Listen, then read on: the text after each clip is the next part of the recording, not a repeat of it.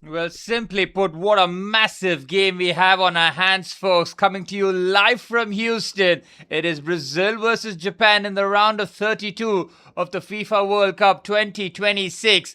And this, is a huge game. Wow, what a contest it has thrown up early on in this tournament here. Brazil, who have topped Group C, and Japan, who have come second in Group F, meet head to head here in Houston. And the winner of this contest will face the winner of Ivory Coast and Norway in the round of 16. The path is now looking a lot more clearer for the lot of the teams. Having navigated the group stages, Brazil had no such issues into this round of 32 clash on the back of 2-3-0 back-to-back victories. Haiti and Scotland suffering in the hands of the Brazilians, who haven't been at their most convincing best, but they have so much individual quality and a manager in Carlo Ancelotti who knows how to platform this Brazilian side.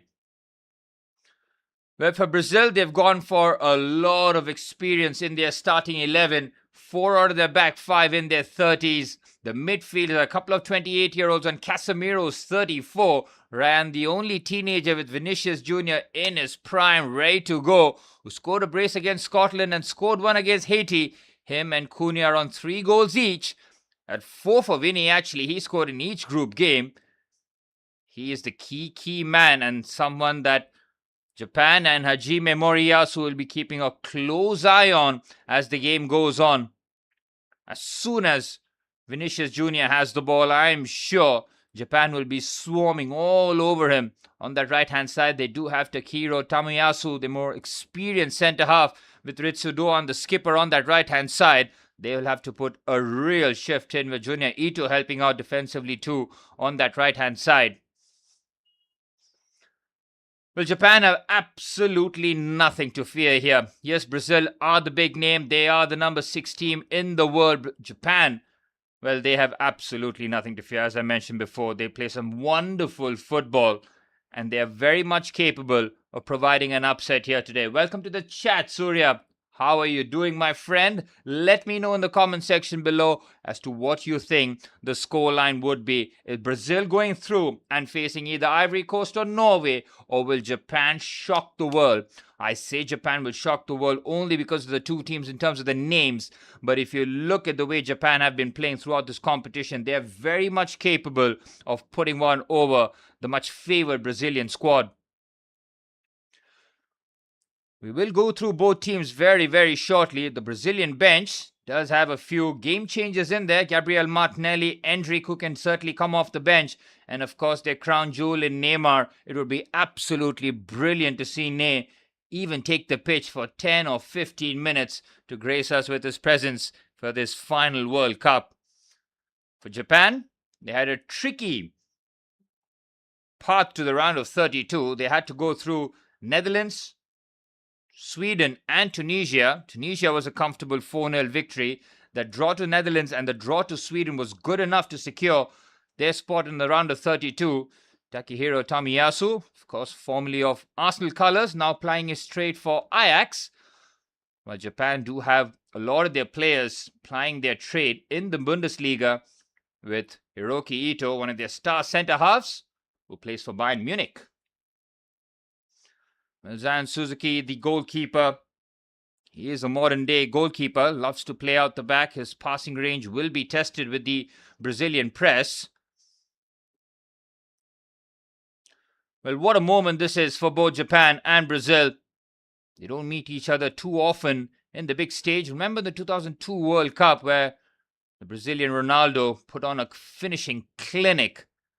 And that time Japan were, I would say, in their early stages of their development. They talked about that 100-year plan. And boy, oh boy, they're on track for it. They're going to exceed it in terms of the time frame, because this is a serious outfit, man. You cannot underestimate. And that's something that Carlo Ancelotti would have told his players time and time again to the lead up of this game. Do not underestimate Japan. They will come at you all game long, 90 minutes or even beyond that. They will keep attacking and they'll try and exploit your weaknesses. We'll go through the team news very quickly. Brazil, as I mentioned before, a very experienced, or if you would look at it the other way, an aging back line. 4 out of their back 5 are 30 plus, with Gabriel Magalhaes the only one who's 28-ish. But then if you look at Alisson, Danilo, who plays it straight for Flamengo, playing at right back, Marquinhos, the skipper, Gabriel Magalhaes, and of course Douglas Santos, plays for Zenit, if I'm not mistaken, the left back, and the midfield three of Casemiro, who did have his most productive season in terms of goal scoring for Manchester United. Correct me if I'm wrong, I think he scored 9 goals, and most of them were headers. On either side of him, he's got Lucas Paqueta and Bruno Guimaraes, and the forward line has got a bit more youth and a bit more flair and exuberance, with Mateus Cunha leading the line. Vinicius Jr. has been on a hot streak, scoring in each and every group game on the left-hand side, and the teenager Ryan on the right. That is a huge call-up from Carlo Ancelotti, who's clearly preferred experience, but he wants a bit of youthful exuberance as well down that right-hand side. So that's Brazil's lineup. And as for Japan, they've got Zayan Suzuki in goal. They're playing with the back three as they have throughout the tournament, with Hiroki Ito as the left-sided centre-half, Shogo Taniguchi and Takehiro Tamiyasu, the centre-back, and the right centre-back respectively, with Kito Nakamura, that left wing-back who's got a massive engine on him and a goal-scoring threat. He did score against the Dutch, and he will certainly be looking for that big scalp against the Brazilian side. Daichi Kamada and Kaishu Sano in the midfield pivot, with the skipper Ritsuya Doan on that right-hand side. Daisen Maeda and Junya Ito as the two number 10s, with Ayase Ueda leading the line for Japan. Ueda did score twice against Tunisia. It was Maeda who did score against Sweden in that 1-1 draw. So the forward players are very much in that goal-scoring touch.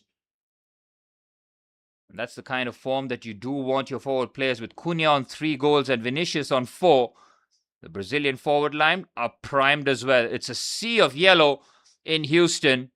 Japanese fans might be in pockets, will have to scream out a lot louder.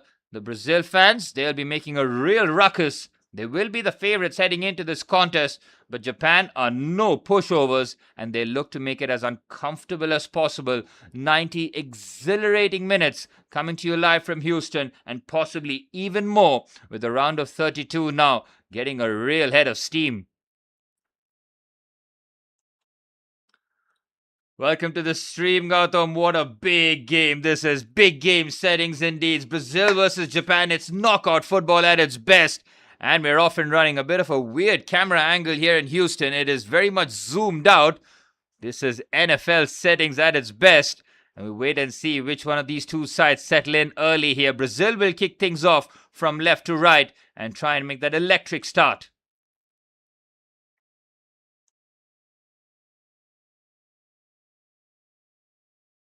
And we're off and running. Brazil favorites.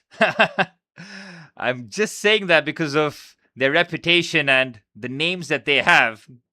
But as I mentioned earlier on the stream, Japan have nothing to fear. Their football program has really come on leaps and bounds. They are truly dark horses for this competition. The winner of this contest faces the winner of Ivory Coast or Norway. So part to the round of 16 and possibly to the quarterfinals. Slightly comfortable-ish if they can manage to win this. Japan have got the youth, but Brazil have got real experience.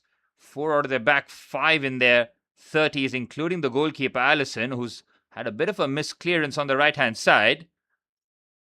Ritsuya Doan trying to keep hold of the ball. That might be a foul on Lucas Paqueta.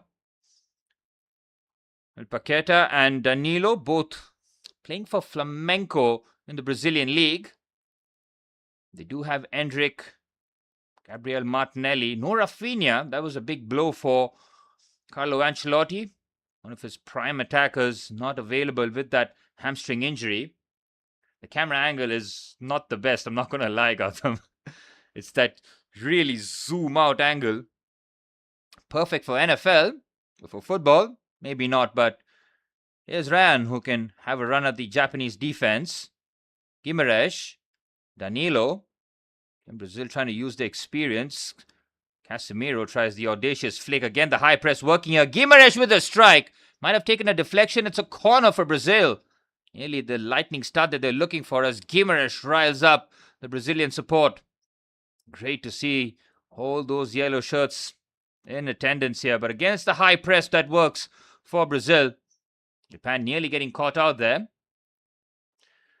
Bruno Guimaraes, Newcastle midfielder, who's come under a bit of transfer speculation that possibly Arsenal might want to have a move for the Brazilian midfielder. He's combative. He's a proper number 8. Box to box as they come as Zion Suzuki, making sure his defenders are well within. That's a poor corner there by Guimaraes. Does not beat the first man. Paqueta crocked already. I think he should be able to carry on. And if not, do we see Neymar in that number 10 position? I would absolutely love to see at least 10 minutes of Neymar, man, today.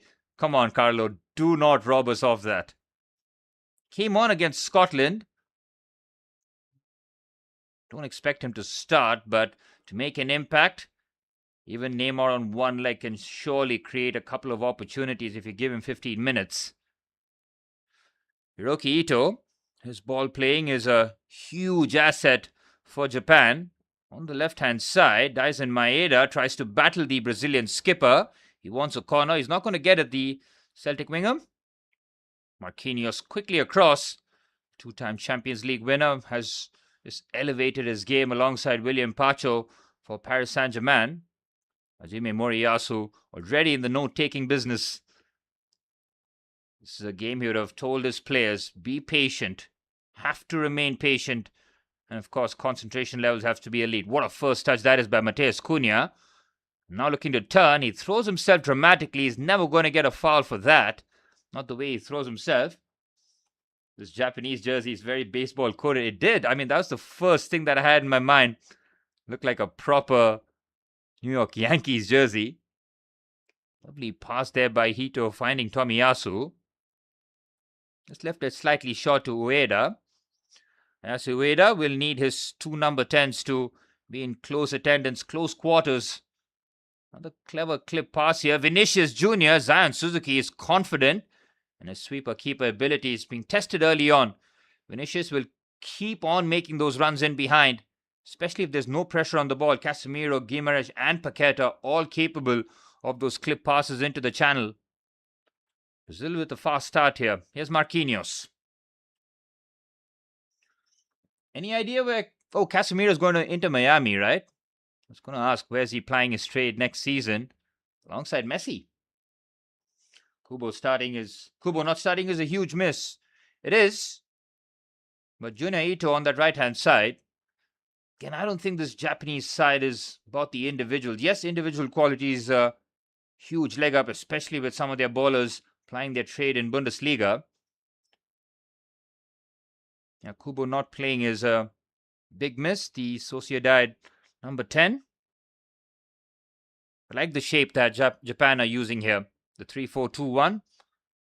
Focus on defense, but always having the counter-attack threat. Here's Paqueta. Starting very deep here, the number 10. Cunha as well dropping very deep. Interesting strategy here by the Brazilian attackers. Marquinhos. It's been Brazil with all the possession in the early stages. There's Gabriel Magalhães. Love to put that penalty miss that happened in Budapest against PSG in the final. Was the decisive penalty in the end? Ryan plays the 1-2 with Danilo. Ryan again. Nicely keeps the ball. Oh, that's a decent looking pass there by Bruno Guimaraes. Tries to play that first time. Here's Paqueta. Now the Brazilian 4-3-3 looking a lot more apparent. Vinicius Jr. drops the shoulder. Might be a foul. No. Good play. Oh, the referee does give a foul. Aishusano biting into the challenge there on the Real Madrid left winger. I don't think he's done too much wrong, but as soon... I don't think that's a foul, man. He's got a point. Brazil with the first set piece here. A free kick, rather. They've already had a corner which Bruno Guimaraes could not evade the first man. Could be the left foot of Paqueta, or does look favourite for Guimaraes to float this one with his right foot. Casemiro is a dangerous weapon as Guimaraes floats it with a lot of air. Zion Suzuki with a confident grab, well, confident-ish on the second attempt. Good claim there. Good evening, Mr. Bajaj. Welcome to the stream, my friend. What's the prediction? What is the prediction? It's going to be a Japan win or Brazil going to coast this one? Brazil get going. Japan might find it very, very difficult to stop the forward thrust. Vinicius Jr. is a relentless forward. Well, there are three possible substitutes that we're looking at. Fabinho, Neymar and Endrick. It's not the first game where Fabinho replaced Casemiro in that number 6 position, and Brazil actually looked a lot better in that second half. It's not the Liverpool Fabinho, but still he's a useful asset to Carlo Ancelotti. He leans on experience, and you can see from his starting 11 and his bench, he's got a lot of that as Marquinhos now trying to venture forward. Brazil yet to really knit something of proper substance, but playing the patient game. Here's Gabriel. Decent drive forward. Marquinhos. Japan with their off-the-ball structure. The back five. Very narrow too. Space is out wide for Brazil. Both touchline wingers need to try and stretch that pitch as wide as possible. Here is one of those wingers. Ryan finds Guimaraes. Guimaraes fires the ball towards Danilo. Guimaraes again, heavily involved in the early stages. Japan, brilliant. Out of possession. They're shuffling from side to side. 5-3-2 off the ball. And it's in perfect unison here. Brazil will have to be a bit more clever with their passing. It's been all side to side. Here's Ryan now. Goes for the audacious switch. It's a magnificent pass. Having to go backwards. Casemiro forces Douglas Santos slightly wide on that occasion. And Brazil trying the extravagant passes, but nothing's really working so far. Here's Guimaraes. Danilo. Guimaraes again. Japan will be very happy with the start here. It's all a lot of possession for Brazil, but oh, what a pass that is by Casemiro. Danilo hooks it back into play. Paqueta with a decent first touch. Brave header there. They want the foul. They're not going to get it. It's another tremendous block. Brazil won the handball. It's not going to happen though. Here's Guimaraes. Stepped it up here, and all comes from that outstanding pass to open up the Japanese defense. Here's Marquinhos. Marquinhos clips it forward. Oh, risky. And that turns out to be a decent header there by Shogo Taniguchi. Loki hoping for Japan to win and fly the Asia flag, but Brazil better for games. Later on in the tournament, that's for sure. Not a fan of the strategy. Japan are better than this. Brazil don't have legs in midfield. They're playing the long game here. They certainly are. Do you want to go toe-to-toe against Brazil in the early stages, especially when they've got fresh legs and Casemiro able to move along, fluidly? You don't want to give space to Vinicius Jr., Cunha and Ryan, man. That's also a risky strategy. So I'm not really opposed to this. Japan, just drag the early stages a little bit more. 15-20 minutes. Keep it at 0-0. Here's Kaisho Sano. Finds Taniguchi. First time really that we're seeing Japan enjoy a bit of possession. Much better passing here. Here's Sano. Looks for the switch. Scott Nakamura in a bit of space here. Here's Keito Nakamura on his right foot. Good defensive header by Marquinhos. Mitsudoan tries to win the ball on that occasion. Doesn't succeed. Brazil looking for a quick counter-attack. Taniguchi defends well. Vinicius. Ooh, that's a bad challenge. Has to be careful. He's gone kicking out there. Kaisho Sano. Last thing that you want as a midfielder to pick up that early yellow card. Vinicius is signaling for a yellow card. Let's have a look here. That motion is dangerous. Oh, it's a bad challenge. Bad challenge there. And Kaisho Sano is a lucky boy if he doesn't get booked for that, because that is over the top. It's dangerous. It's at full clip. It's a bad challenge. Hi, Pops. What's up? Thank you very much. It's been a good start. Brazil have started this game well.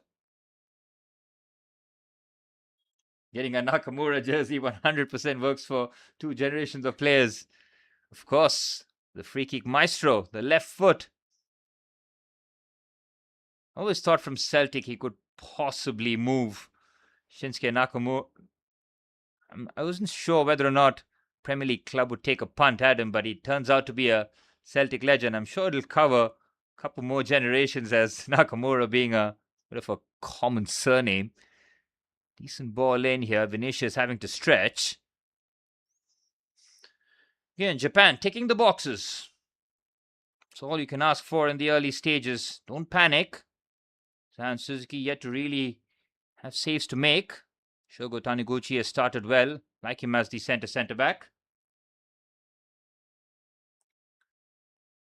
Decent pass forward. Oh, he goes crunching in. Well, Japan are not shy to put those challenges in there. Here's Casemiro, again, acres of space and plays a lovely pass. Here's Mateus Cunha! Oh, good save. San Suzuki having to dive down. Again, it all starts from Casemiro. He's the one who's starting the attacks for Brazil. Cunha with a lovely shift. Off balance. Brazil take the corner quickly here. Paqueta, clever play. Oh, what a shot that was. Again, he's off balance. Bruno Guimaraes. Brazil not shy of pulling the trigger. They've come close on a couple of occasions. Japan have to be careful here, boys. They have to be very, very careful. Lovely move there from Paqueta finding Bruno Guimaraes. This was the Cunha effort. That was probably hitting the base of the post. But San Suzuki wasn't to know. But Japan might have to alter their strategy here as Brazil have come full force. This is an excellent... Oh, Casemiro, that is a dangerous challenge. That's a yellow card too. He's not just wrong side, he's wrong side by a mile. He catches Junya Ito and that's a free kick in a dangerous position. And Brazil's good start could be undone here. This is what I'm talking about, run at Ankmiro. Oh, that's such a bad challenge too. He's so wrong side. I mean, oof. That is a very low IQ challenge from an experienced campaigner, especially with Marquinhos right in front of him.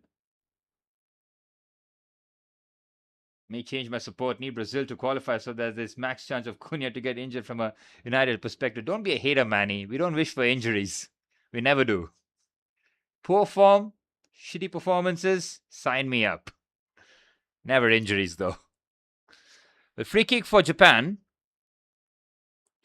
Daichi Kamada's right foot might be the trusted option. Hiroki Ito's left foot could be a very underrated weapon here. The Bayern Munich centre-half might fancy his chances. Tyson Maeda, as one of the attackers, might pull rank, though. Could be the blast of Ito or Dyson Maeda's left-footed effort around the post.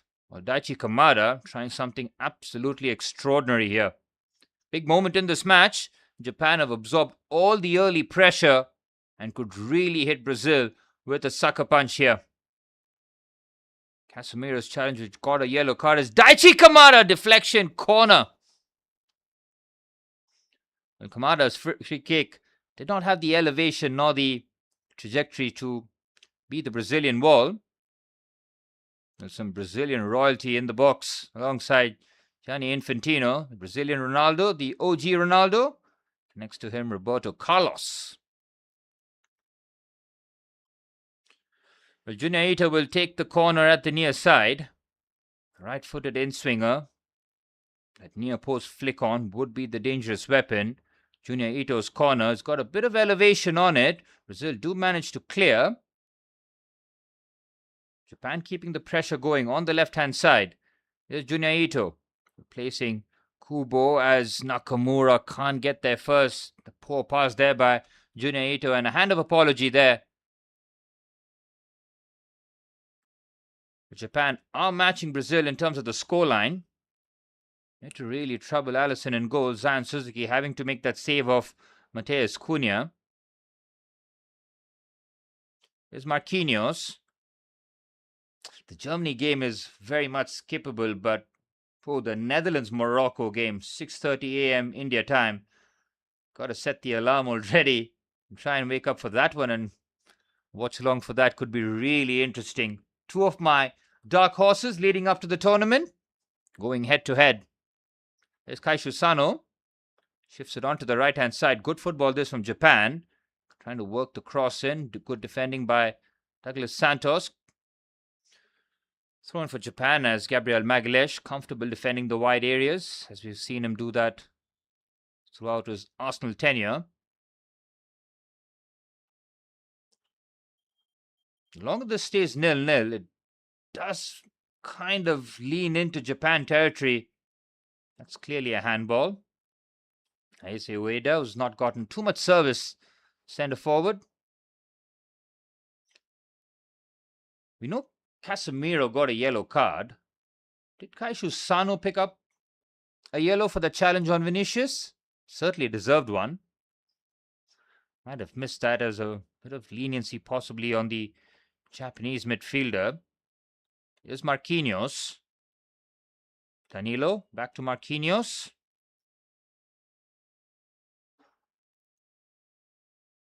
Brazil continue to remain patient.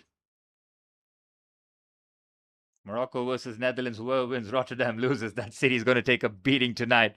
Facts, absolutely.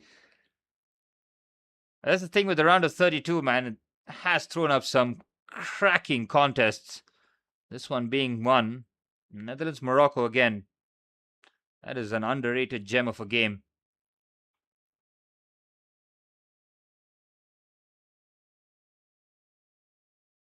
And Brazil just need to step it up here. Just guilty of overplaying. Here's Guimaraes. Now Paqueta. Vinicius immediately shut down. Vinicius has not had the opportunity to run at the Japanese defense once so far. That's the thing. They're stopping the supply to Vinicius. The way the Japan are moving their defenders from side to side. Again, you can see off the ball, the back five immediately in play here. Again, they're letting the wingers be free there. But as soon as the winger gets the touch on the ball, there are a couple of Japanese players in close attendance. Into the 20th minute, Japan won't mind the hydration break here. Actually works in their favor. They've put in a huge shift in terms of pitch coverage. Guimaraes, have to be careful here. Can't have another Brazilian midfielder booked after Casemiro's reckless challenge. It's a risky switch, and if Santos gets there first, Brazil could be in business. He does, and he finds Vinicius Jr. Vinicius on the outside, puts on the afterburners. Good defending there by Taniguchi. Brazil keep the danger alive. Paqueta on the outside, can't get the ball into the box as Tomiyasu clears. That was such a risky pass. It was the right idea, but once you play across the face, there's an interception. You take out at least two players. That's exactly what happened as we're past the 20-minute mark. Japan will take this. They'll absolutely take it. Saw Canada put in a heartbreaking dagger into South African hearts yesterday.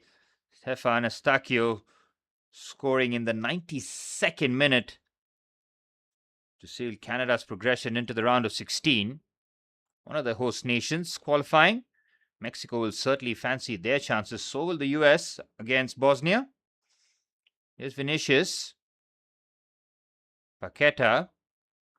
Paqueta's role has been very reserved in the early stages here. Nearly halfway point of the first half. Paqueta has been less of a number 10 and more of a deep number 8. Interesting choice by Carlo Ancelotti as Lucas Paqueta trying to dictate from deep. Guimaraes all action. Paqueta again. Can unlock the defense. Decides to switch it, but overhits the pass. And Japan managed to thwart yet another Brazilian attack. Brazilian fans will be slightly nervous. Haven't really troubled Zion Suzuki in goal. Japanese fans will be very much buoyed by the start. There's Ronaldinho. Looking very chill. That guy looks like Oscar, man. Probably not. Might be his agent, but does have that uncanny resemblance of Oscar, who retired from professional football. I think he retired this season after playing quite a few years in China.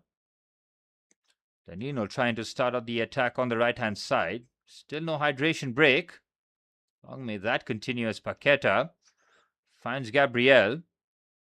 Trying to be a bit more forceful with his passing. Here's Douglas Santos.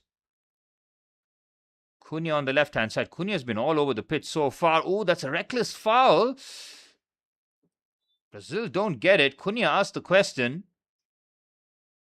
Again, the ball had possibly gone, and that's the only thing that's probably in favor of Kaishu Sano here. Oh, that's a foul. That's a clear foul. He's wiped him out.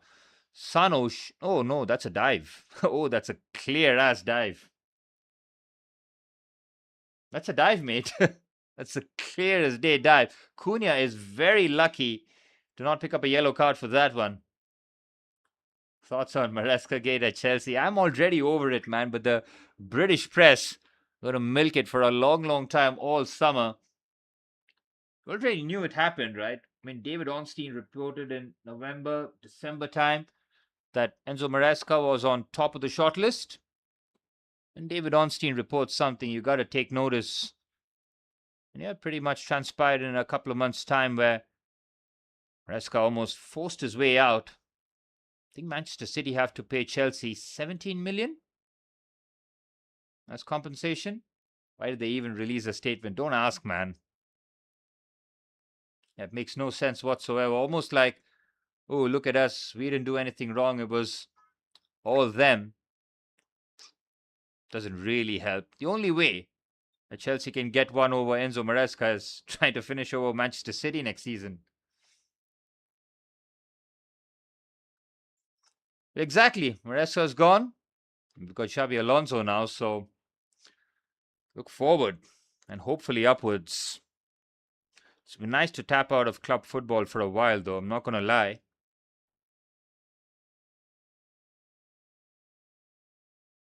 $17 million plus Maresca pays Chelsea something confidential. Yeah, I think his Manchester City salary will take care of that, no problems whatsoever. Yeah, man, new managers next season in the Premier League. Got Iraola for Liverpool, Xabi Alonso for Chelsea, Maresca City.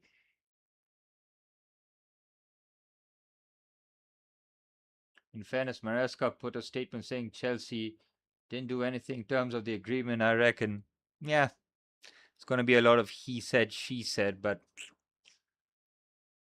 should be put in the past now. Both clubs can look to the future.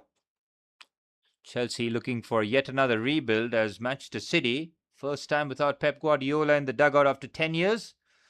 It's going to certainly take a bit of adjustment, that's for sure.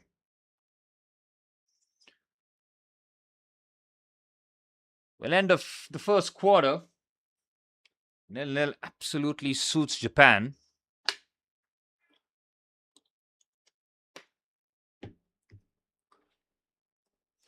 We've seen the Japanese defense pretty much tick the boxes, but it's time for them to possibly now start venturing forward.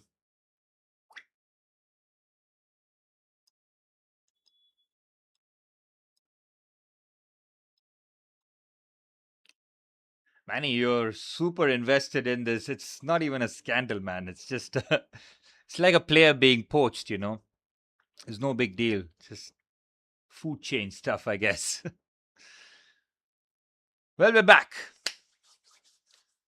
No shot on target yet. Think we've jinced this game. Man, the build-up.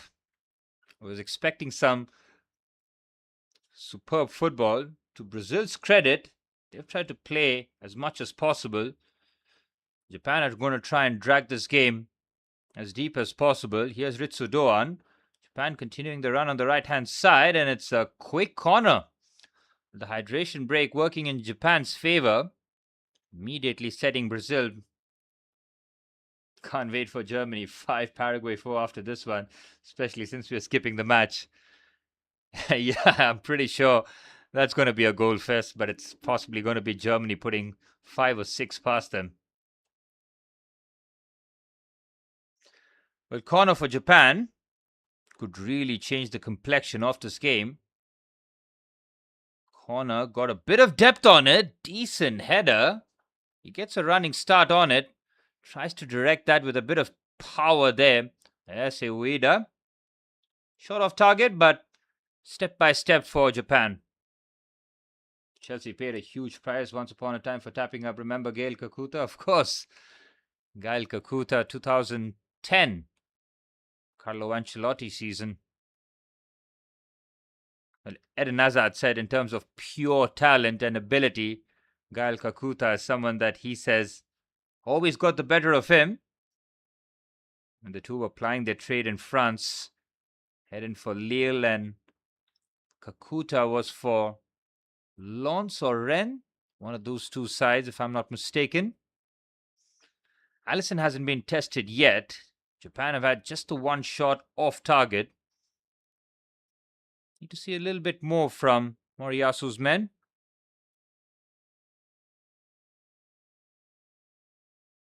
Oh, left it short. Need to be careful. Brazil no need to tempt Japan forward. Not struggling to break down this Japanese shape off the ball. 5-3-2.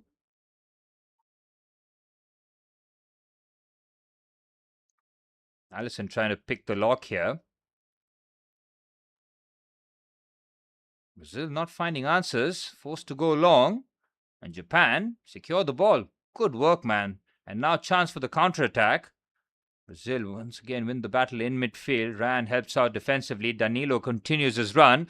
Ooh, the pass has been intercepted and Danilo's out of position and Japan can try and capitalize here. It's 3v4 if they get this right. Oh, what a strike that is! Finds the bottom corner. Japan, who have been patient, strike here. It is a magnificent goal by Sano and Japan lead in Houston. What a strike that was. Alisson caught out from distance. Game on. I told you guys the hydration break is gonna work in Japan's favor.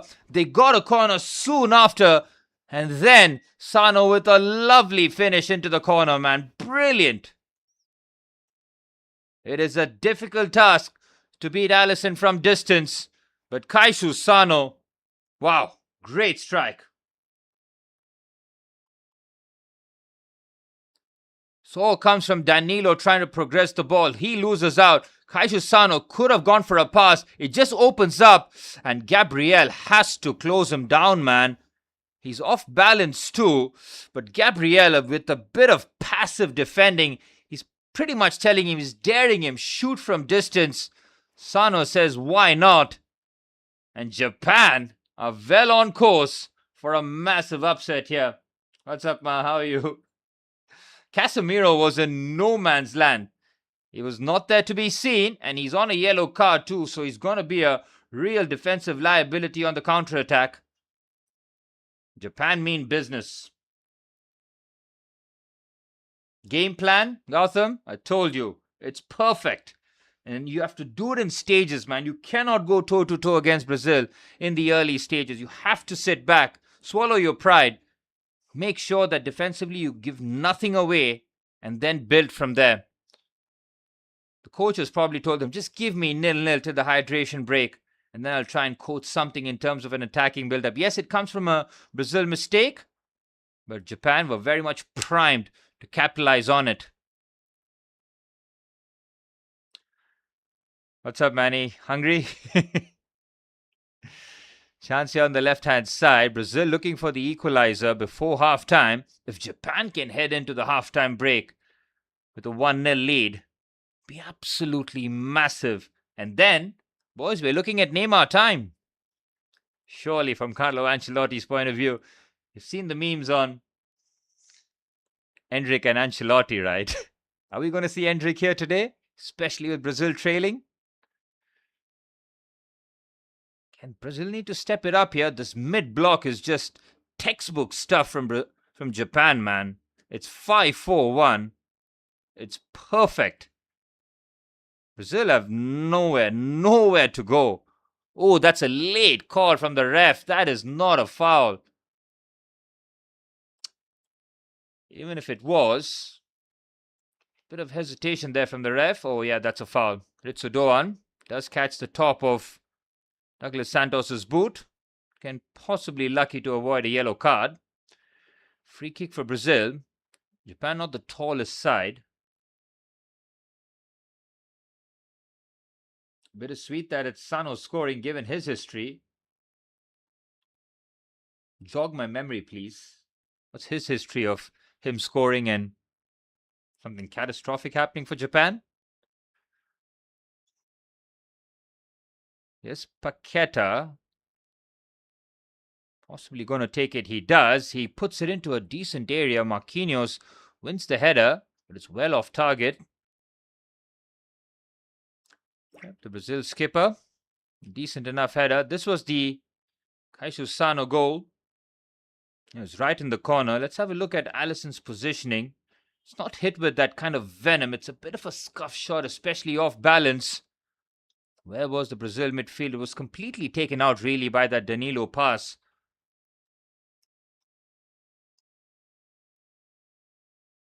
Here's Marquinhos. Finds Gabriel. Paqueta. Vinicius.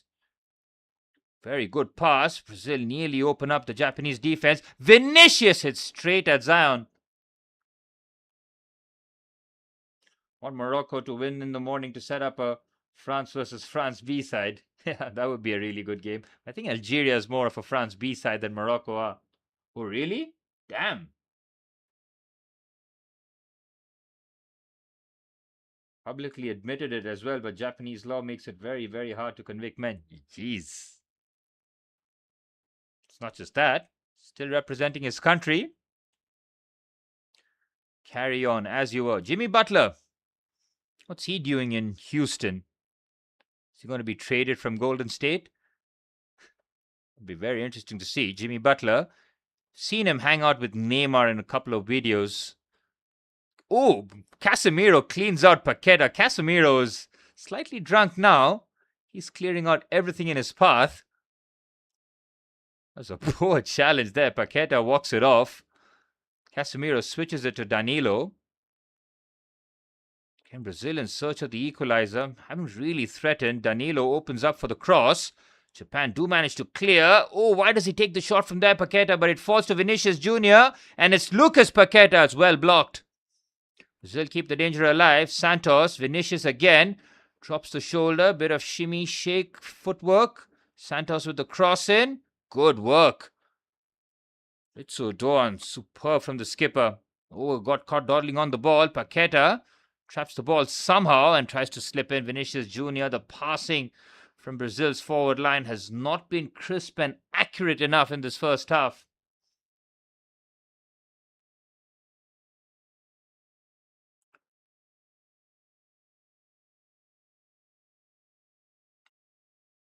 Brazil have zero structure. What is that? I think Brazil are playing with too much structure, man. It's far too rigid by the looks of it. Even their forward players not really seeing too much of that. Oh, what a risky pass that is. Taniguchi loses out. It's Guimaraes, Cunha. Oh, after all that, for Japan to be undone here, it would be a crushing blow, really. Vinicius, back heel. Good challenge by Doan. Cunha now. Casemiro, Gabriel, the entire Brazil team camped in the Japanese half. Paqueta, well defended by Tomiyasu. Can Japan get caught? But this time the counter-attack might work. It's Ito on the right-hand side. Junya Ito immediately shut down. Japan are keeping the threat on the counter-attack here. Will keep the Brazilian defense honest. And they can't just go gung-ho and commit players forward. The Brazilian dugout looking slightly concerned. The Japanese game plan, 10 on 10. Zan Suzuki has not been forced into anything extravagant in terms of a save. Only that Cunha effort, which might have struck the base of the post. Other than that, Vinicius, Ryan, both been frozen out of the game, really. Vinicius is trying to operate in the half spaces and Douglas Santos, the left back, trying to provide the width on the left. Ryan is pretty much a foil, a decoy on the right-hand side. He's not had one run. At Hiroki Ito. Again, Brazil so pedestrian in their passing. Now they open up and turn it on. Cunha, Vinicius. Vinicius immediately shut down. Here's Magalhaes. Finds Guimaraes.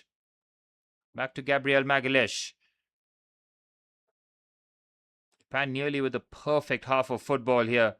Not just scoring against this Brazilian defense, but keeping a clean sheet against this Brazilian attack, who have been pretty much free scoring the last couple of games. Yes, it's been against Haiti and Scotland. Scotland were playing some suicidal football in the game, the way they conceded the goals.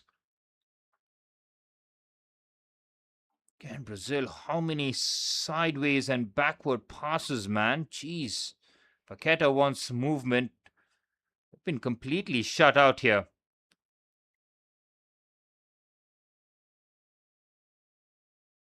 Ryan is now playing a lot more on the inside. Brazil trying to operate in the central positions. Cunha needs to stop shooting now. They cannot be just shooting on sight.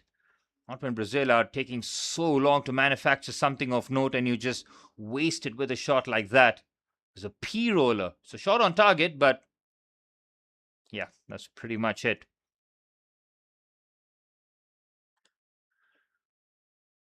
There's ever a time for Japan to play some proper haram ball, this would be it. Just lock it down. Keep the threat on the counter-attack though. Front three of Ito, Maeda and Ueda's doing just about enough. I think this may be actually the game for Igor Thiago. Yeah, crosses into the box. Might work. Japan not the tallest of teams. Get a bruising centre forward and get crosses into the box. Old school stuff. Never goes out of fashion though. I mean, a bit of link-up would be nice too. They'll have to decide either if Cunha or Paqueta to be withdrawn. Oh, Casemiro, what is that pass? Casemiro needs to be tested here. That is suicidal stuff. Japan can't get the counter-attack to work, but Casemiro, I think that's done from his point of view. He's already on a yellow card. He's tackled his own teammate and can't even explain what kind of pass that was. He's done out here.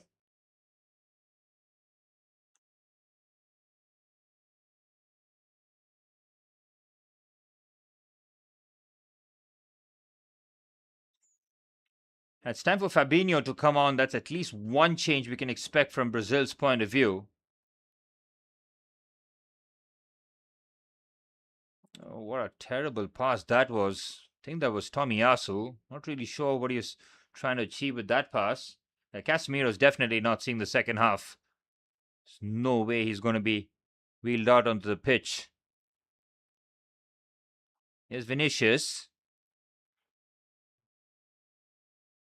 The wing play has been pretty much non-existent from a Brazilian point of view, man. Very disappointed. Here's Marquinhos. Danilo. Again, Ryan now just getting lost in the central areas. He should have been the one receiving and running at the Japanese defense. Brazil's structure with the ball seems decent, but the movement of it, very puzzling to say the least. It's now Paqueta with the ball in. What is that, man? I mean, after all that, to just chuck in the ball. And Matheus Cunha, I mean, he could possibly win the header, but it's just a waste of time. Here's Nakamura. Daichi Kamada and Kai Susano have had a comfortable enough game. Here's Taniguchi. Maeda.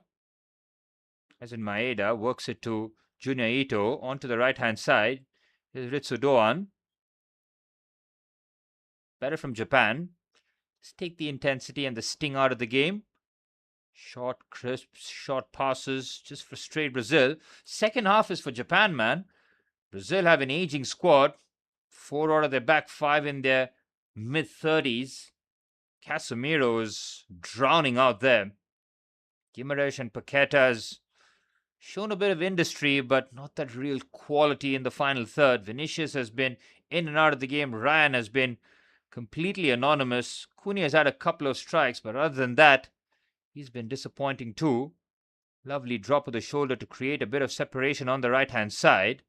Ritsudoan might get the throw in here. Brazil do keep it alive. Cunha now crashes into his own player. What the hell is happening here, man? It's the second time that... It's Casemiro again. What is up with him? What is he even doing there? He comes crunching in. That's the second challenge that Casemiro has made on his own teammate. One was on Paqueta, and now on Cunha. This is the weirdest performance from Monk. Kamada finds the goal scorer Sano. Junya Ito finds Ritsudoan on the right-hand side. Decent combination. Brazil just step off him, and decent defensive header by Marquinhos. Japan win the first ball and keep the danger alive. Here's Ito. Ito fades in towards the far stick. The defensive work there by Douglas Santos isn't the most convincing bit of play, but it's a throw-in for Japan. This is definitely Vini and Inshallah vibes here from Brazil. I mean, Japan have clearly... the game plan for Vinicius is very simple, man. Just double him up. They've left Ryan open on that right-hand side. And so by the time they get the ball, they will shuffle across and, make up the numbers. Rafinha is a huge miss, man. Massive miss. Here's Sano. Ooh, has to be careful. Casemiro. He's on a yellow card and he just dangles his foot out. Casemiro's clearly been partying in Houston, man. There's no other explanation for this performance. It's been a Hall of Shame performance from the legend. He's tackled his players on a couple. He could have easily seen red for that second yellow. He needs to make sure that he doesn't get close to anybody here. Good play by Guimaraes. That is a terrible pass. Casemiro, my goodness me. To say he's a net negative to his side is a bit of an understatement. Keeps giving the ball away, and he can't make a tackle to save his life. Sad part is Japan haven't even been that good. This is like 5 levels below their best. They're doing what's necessary. And necessary football is how you approach knockout. Good switch out. Here's Junya Ito now. Good dribbling. Creates separation. Strike blocked. Oh, that might be a yellow card. Yes, it is. Taichi Kamada. Yep, the Crystal Palace midfielder had to take one for his team there. Bruno Guimaraes has been a lot of running, he's been the only effective midfielder for Brazil, to be honest. He's pretty much carrying that midfield by his lonesome. Paqueta has been in and out. Casemiro has not helped. So it's not just Fabinho I'm expecting in midfield. Something's got to give. Maybe Brazil go with the 4-2-3-1. Casemiro comes off. Guimaraes and maybe Paqueta play in a midfield pivot. Decent ball in. Suzuki came, but doesn't have to really get there. But Ancelotti will have to sacrifice a little bit here. Guimaraes and Paqueta in a pivot. Maybe get Cunha as the number 10. Endrick or Thiago as the centre forward. Give a proper focal point. 4 minutes of added on time here in the first half. Brazil have been knocking on the door but have not troubled Zion Suzuki in goal. Paqueta wanted a corner. He wasn't going to get it. It's been the perfect display from Japan, man. I was really impressed with South Africa yesterday. Yes, Canada did create some good chances. We saw the evolution of South Africa as the tournament wore on. Really was in gut-wrenching fashion where their hopes of taking the game into extra time was snatched. Here's Nakamura on the left-hand side. Haven't seen too much of Kito Nakamura on that left. There's the goal scorer Sano. Invites Tomiyasu forward. Tomiyasu, that's a terrible pass.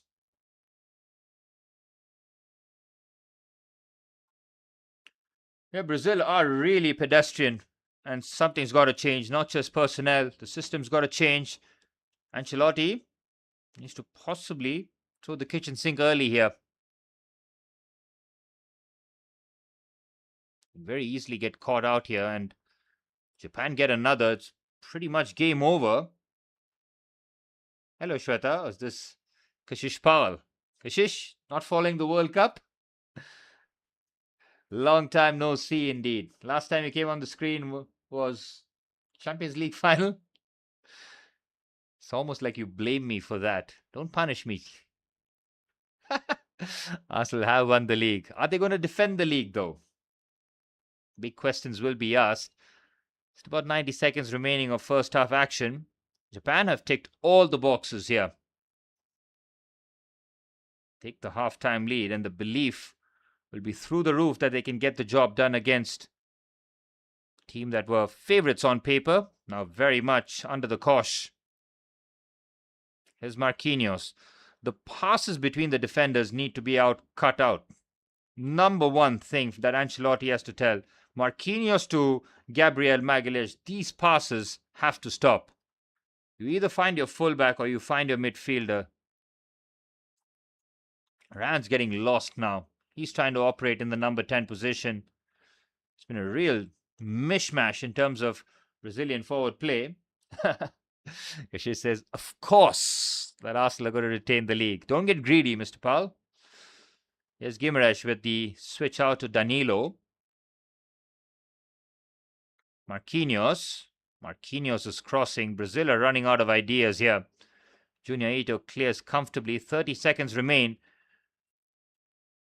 When your defenders start crossing it, again, it's Magalhaes with the switch. What's happening here? It's the Brazilian defenders who are looking to take a bit of the responsibility. Japan play out the back. Nakamura with a brilliant pass. Oh, this is some champagne football stuff. But unfortunately, Ueda can't bring that under control. That was outrageous. But Carlo Ancelotti can pretty much count this first half as wasted time from the Brazilian point of view. They've been completely toothless in attack. They've conceded a goal to Kaishu Sano. Japan have the perfect first half executed. They are 45 minutes away from beating the five-time world champions Brazil. It would be their biggest result in their history, and they're 45 minutes away from doing so here in Houston. Just about the perfect half of football from Japan. Kaishu Sano from distance, beating Allison. A shot off balance, but having enough power on it after Danilo gave the ball away needlessly in midfield. Casemiro, that's possibly the last time we are seeing him in Brazilian colours. Yes, if Brazil do qualify for the round of 16, Casemiro might start, but there's no way he comes out in the second half, man. That was a diabolical performance from Casemiro, unfortunately. Everything that could have gone wrong went wrong in that first 45 minutes for Casemiro. Guimaraes needs a bit of help. The attack just lacks any sort of cohesiveness or anything really. Ryan on that right-hand side has been a passenger. Vinicius has tried to roam in the central positions to try and make things happen. Nothing has worked. Cunha has had a couple of strikes. Maybe Cunha in the number 10 might work a lot better for Brazil. They definitely need a focal point. If they're going to just chuck balls into the box, they might have to bring on Igor Thiago. Look, Igor Thiago had a terrible game against Morocco. Everybody saw that in 4K, unfortunately, but this possibly could be the game where he tries to link his forward players and even have a bit of a box presence, because every time Brazil are crossing the ball into the box, Japan, despite not being the tallest side, have had no issues whatsoever. Look, the longer this stays 1-0 in favor of Japan, we're possibly going to see Neymar on the pitch, and I want to see that happening. I really do. Neymar has been one of my favorite players in the 2010s, and to see him in the World Cup, and for me to just have a look live in terms of the commentary and watching Neymar play, it really would be something special. So we'll wait and see how Brazil do respond. We're expecting personnel changes. I expect the system to change too. The 4-3-3 isn't working for Brazil. 4-2-3-1 has to be the way to go. Sacrifice Casemiro. Maybe even don't bring on Fabinho. Just drop Paqueta into the number 10 along in the number 8 position alongside Guimaraes, who will be the number 6. And possibly bring on a striker. Keep Vinicius on the left. Give Ryan maybe another 5 or 10 minutes in the second half.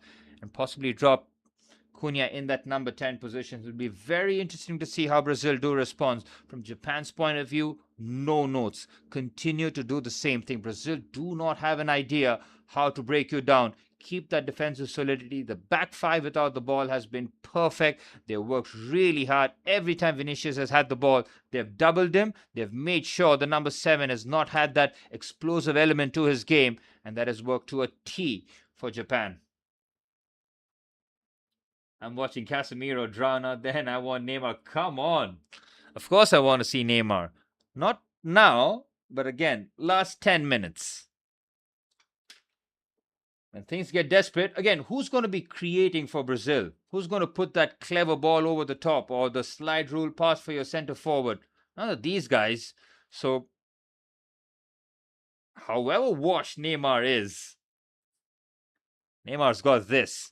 The football IQ is through the roof. Gotta trust it, man. By any means necessary, because if Brazil get knocked out to Japan, yep, they're number 18 in the world. Japan are no slouches, but Brazil are clear favorites heading into this game. And it'd be a crushing blow for a side who have not made the final since 2002. That is a long, long time for a country with this much prestige attached to it. Maybe wait and see how the second half pans out. It's certainly going to be very, very interesting. I'm going to be back in 5 minutes' time. Grab a quick bite to eat. Get that energy going for the start of the second half. Japan lead 1-0. And it's going to be up to Brazil to try and break open this Japanese defense. Ronaldinho's like, lace me up, put me in, coach. I can probably get something done considering the lack of creativity in the Brazil squad. Something's got to give. And it's going to be very important to see how Ancelotti remedies what is a pedestrian first half performance. Be back for the second half, guys. Deuce to Tenun.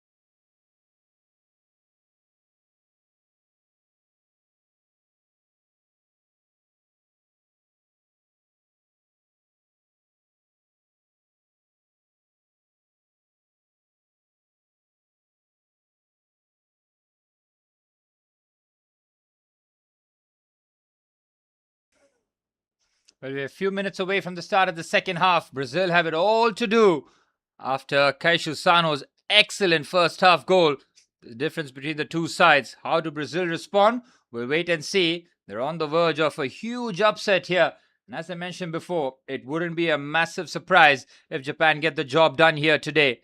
Endrick is being warmed up and he's possibly going to take his place out on the field here. There's a lot of chatter between Ancelotti and Endrick. They need a centre-forward solution. It's not going to be Igor Thiago. It looks like it's going to be the youngster. Real Madrid placed in a lot of faith in him, bought him for big money, but now plying his trade on loan at Lyon. Did score a hatful of goals and now has an opportunity to possibly bail his country out here. Real Madrid placed in... Well, from Japan's point of view, more of the same. The back five has worked like a charm. Pop quiz. When was the last time Brazil came from behind to win a World Cup game? Woof. That is a biggie. I know Netherlands came from behind in 2010 to beat Brazil. 2006, they lost to France. Thierry Henry's goal. I'm trying to think. Oh, you're going to have to answer this one. You've caught me off guard. It's going to have to be a long... Oh, what the hell is Casemiro doing coming out in the second half, man? What is going on? No way. That cannot be happening. Carlo Ancelotti, one of the greatest tactical minds, has decided that Casemiro is going to get a few minutes in the second half here. Gautam, what am I watching here? This is suicidal stuff. We saw Endrick lacing up his boots. The Japanese crowd are very much in full volume now. Hajime Moriyasu's men are 45 minutes away from etching their name in the history books.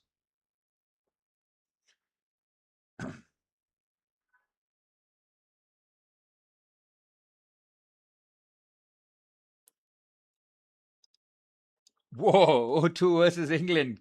The Ronaldinho free kick. That's crazy. That's absolutely wild. Michael Owen opened the scoring. Remember, Rivaldo scored as the equalizer, and it was Ronaldinho's chip free kick over David Seaman. Yep, Lucas Paqueta is off, and it looks like Endrick will be replacing him, and it looks like he's limping, so that's why Carlo Ancelotti having to make the change. It's the youngster that's entrusted with trying to bail Brazil out here. A lot of trust and responsibility placed on the young shoulders of Endrick. Carlo Ancelotti with his last bit of tactical advice here. Endrick, is this his moment? This could be something out of a storybook here. Brazil have made the change. Casemiro stays on the pitch. Paqueta is off for Endrick. And Brazil are 45 minutes away from being knocked out in the round of 32 of the FIFA World Cup 2026. Japan 45 minutes away from history. And kickoff here in Houston resumes and Japan get things up and running.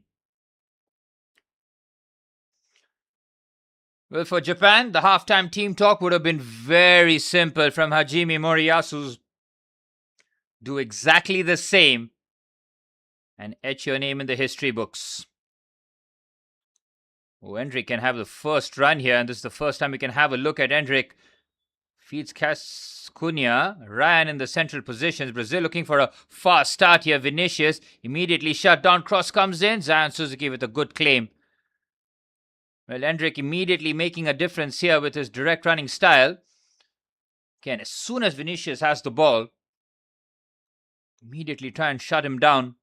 Get two players on him as Japan will look to absorb a little bit more pressure. Try and replicate their strategy that worked really well. What a touch that is by Ueda. Brings it down expertly under pressure. Now on the left-hand side, here's Nakamura threatening. Nakamura looking for the disguised pass. Intercepted. Still to Nakamura. Kito Nakamura. Now Ito with the ball in. It's a decent looking cross. And Ritsu Dyson doing on that right-hand side. Nearly making that telling run. Well, Japan keeping the counter threat going. And that is absolutely critical. Brazil need more. They need a lot more in the second half. They have to trouble Zion Suzuki in goal. Only Mateus Cunha pulled the trigger on a couple of occasions. Japan looking to cut out the supply line, forcing Douglas Santos to go long. Tomiyasu battling Vinicius, wins his header but doesn't go too far. Japan win the ball in midfield, and the foul has been given by the official. Junior Ito trying to immediately let loose on that right-hand side. Ref just urging for a bit of calm. Brazil not trying to be too frantic here, but as I mentioned before, the passes between Marquinhos and Gabriel Magalhães have to be cut out completely. There's Casemiro. Finds Gabriel. Douglas Santos releases Vinicius on the left-hand side. Vinicius, he's got two to contend with. Vinicius drags a couple of players out of position. We're still trying to just put it into the mixer. Oh, great running this. Oh, magnificent run. If that's a foul, that's going to be a yellow card. Yep, Danilo, the latest to be booked. They cannot live with Japan on the counter-attack. Brazil's age is showing here. What a run that was from Maeda, man. Brilliant. Using his low center of gravity there, Dyson Maeda. Needless foul there by Danilo, and now he's on a booking. Just keep running at them, and the longer this goes on from Brazil's point of view, their aging side will certainly look a lot more leggy. Here's Sano with the drop of shoulder. Taniguchi finds Hiroki Ito. Now Nakamura. Back to Ito. Good possession for Japan.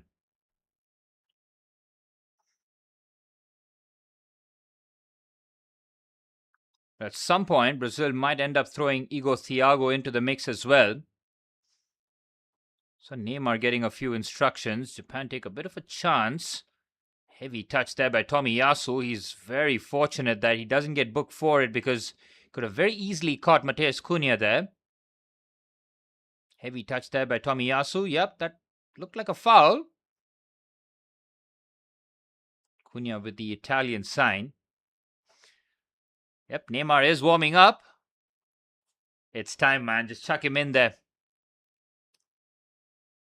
Good pass there by Zion Suzuki. Really nicely done. Looking to play the 1-2 here. Ueda with the touch. Protects the ball very well. Ooh, critical challenge there by Casemiro, and now turns into a counter-attack. Here's Endrick. Ooh, decent. Very decent there from Endrick. He does the right thing to try and slip it through for Vinicius Jr. Pretty open the second half.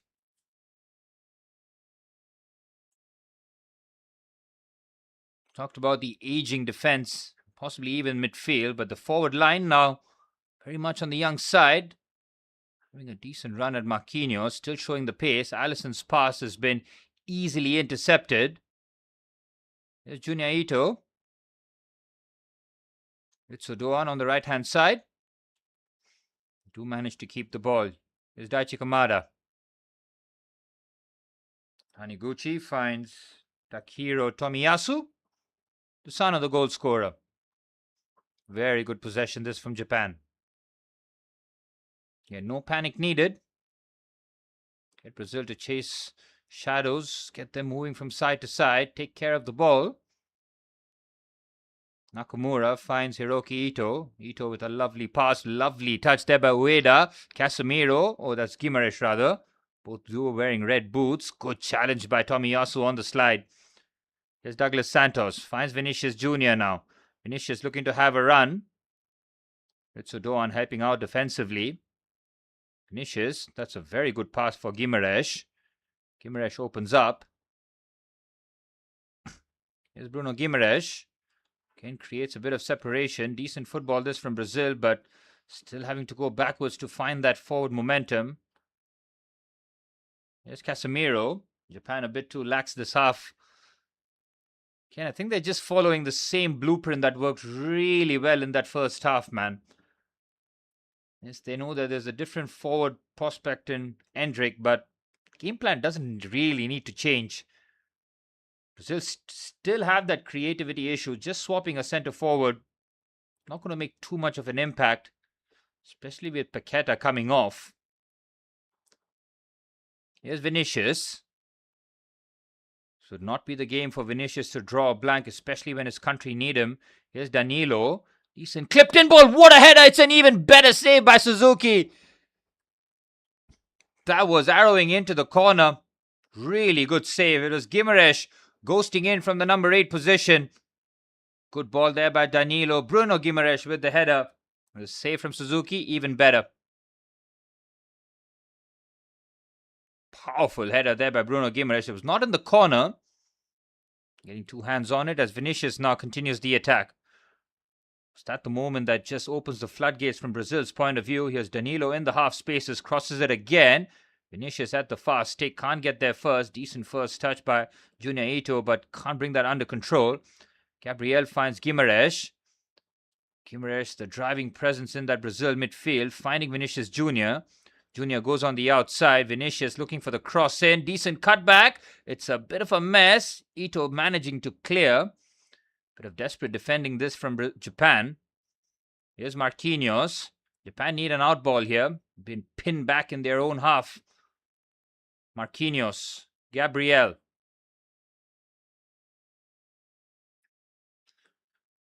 Douglas Santos looks for the whip cross. Mateus Cunha was the target. Doesn't help that everybody for Brazil are wearing red boots, man. Everybody. Here's Marquinhos. Onto the right-hand side for Ryan.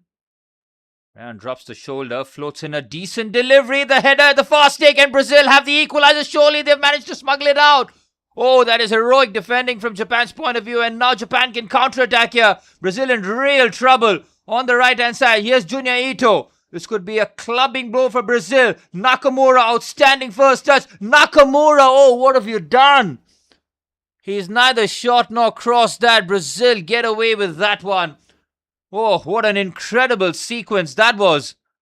Brilliant ball in here. How do they not score? It was Casemiro too. Heroic there from Hiroki Ito. No, it wasn't Ito, it was Tomiyasu. I don't think he knew too much about it, but outstanding positioning from the Ajax centre half. And Japan could have really made Brazil pay on the counter-attack, man. It's a disappointing ball there by Kito Nakamura. Oh, what a sequence that was. Could have completely changed the game. Well, Guimaraes, his header drew a save of Suzuki. And Casemiro's header from close range was cleared off the line by Tomiyasu. Brazil are coming closer to that equalizer. Sweeping pass forward for Ryan, who's been a lot more influential in the second half. Guimaraes crosses again. Well, the tactic remains same here from Brazil. They're going to keep crossing this ball in. Absolutely critical that Japan start tracking those midfield runners. Here's Gabriel. Finds Santos. Santos will look to cross. He doesn't. Gabriel again.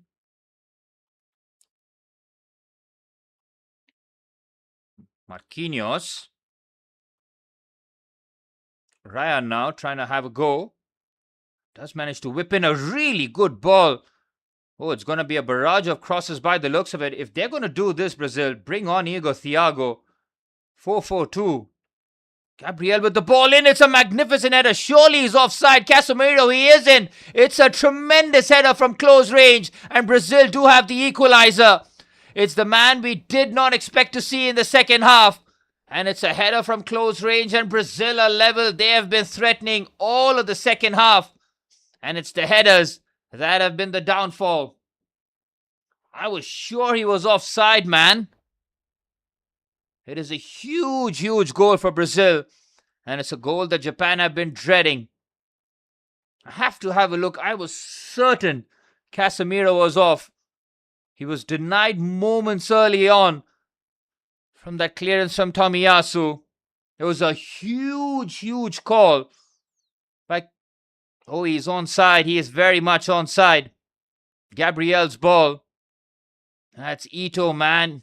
The experienced defender who completely lets Casemiro free at the far stick. And once you give Casemiro that kind of space, he's going to punish you.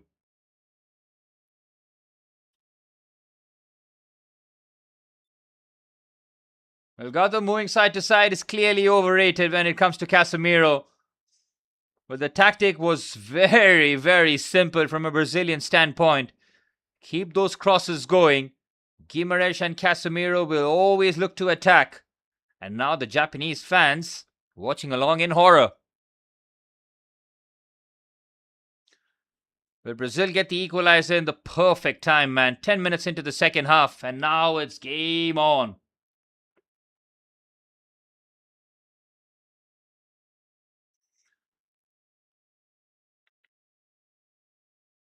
And now Japan will have to come out and play. Their tactic of trying to hold out did not work. They tried everything they could. San Suzuki needed to pull off a save of Guimaraes' header. But Lucas Paqueta's injuries turned out to be a blessing in disguise, because if Paqueta is fit, I am certain Casemiro's off. Oh, what a terrible touch there by Casemiro. And he hacks him down. That could have very easily been a foul. Referee waves play on. Now Ryan starts the counter-attack for Brazil. Vinicius with an outrageous first touch. It's Vinicius Jr. now. Vinicius having a run. Chops. Vinicius Jr. hits the post. That would have been a sensational solo goal. And Guimaraes strikes it over. Wow, that was outrageous from Vinicius Jr., man. Japan survives. That was so close. This first touch is filthy. Tomiyasu was completely sold with that nutmeg. Look at Vinicius go, man.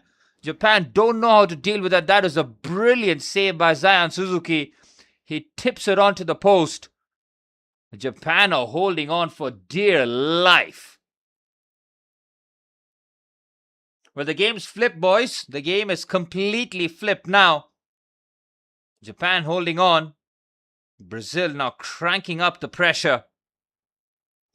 The winner of this clash will play the winner of Ivory Coast versus Norway. That's happening tomorrow. Casemiro with a critical equalizer. Unk still got it. Well, Japan now opening up Brazil on the right-hand side. Good pace showcased by Douglas. Here's Ritsu Doan. Opens up nicely. Decent first touch. Ueda wants a handball. He's not going to get it. Better there from Japan. Need to start stitching a few more attacks in that final third. This was the ball that Gabriel delivered. Yep, it's the outstretched boot of Hiroki Ito. That would have rivaled Maradona's goal for the best goal in the World Cup history. Maradona's is always going to take the cake, man. The pitch at the Azteca, the way that the players were lunging in, everything about the goal was special. But Vinicius' first touch was just so nasty. Takehiro Tomiyasu, as they say in basketball, was put on a poster.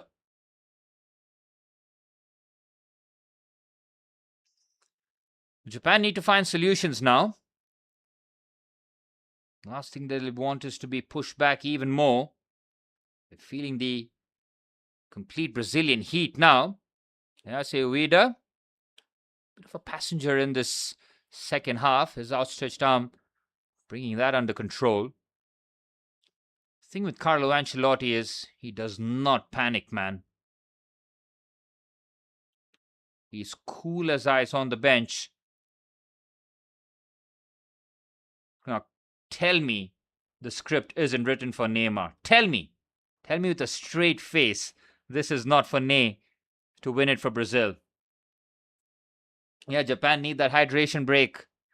It worked really well for them in the first half. They had to absorb a lot of the pressure in the first 20 minutes, and soon after the hydration break, the game changed for them. That was a brilliant floated in ball by Gabriel Magalhaes though, man. It was no look too. Right onto Casemiro's dome.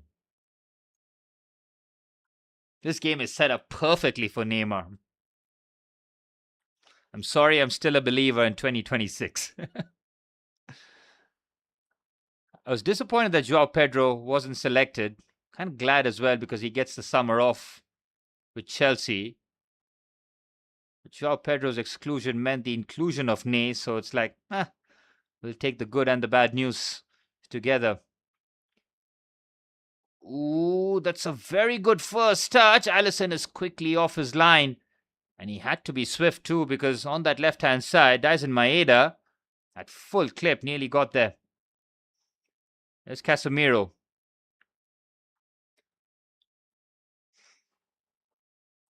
Brazil need to continue doing what worked for them really well in that opening 10 minutes of the second half. They kept throwing in those crosses into the box. Japan could not cope. Last thing that Brazil need to do is just revert to what we saw in the opening 45 minutes. Again, Allison, that is so bad, man. He's taken an age to release the ball and couldn't even get a decent kick on it. Douglas Santos finds Vinicius Jr. Talking about this game being set up for the superstars, Vinicius Jr. was certainly interested in pulling off one of the goals of the tournament. Here's Guimaraes. Got to risk Kubo here. Yeah, possibly Japan need to do a bit of risk-reward assessment themselves. The 1-2 works here. Ryan on the outside. Decent footwork from the young Brazilian. Cunha back to Ryan. 19-year-old trying to make things happen, and he puts in the ball into the box. Suzuki does well. Japan just need a bit of a rest. They need some sort of respite. That drag back from Ryan was so naughty. Here's Maeda finding Ritsu Doan on the right-hand side. Maeda just holding the width on the left. That's actually Maeda is playing in that number 10 position in the half space on the left-hand side. There's Daichi Kamada. Takehiro Tomiyasu, who made that critical goal line block of Casemiro's close-range header.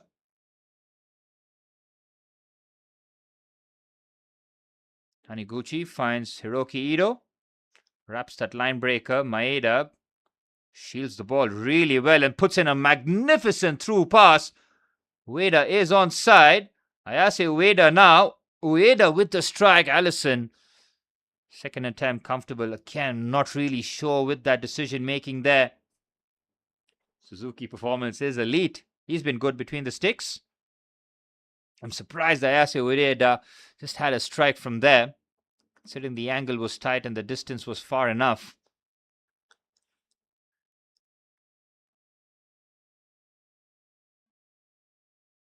Douglas Santos on the left-hand side has been good for Brazil. The Zenit St. Petersburg left back.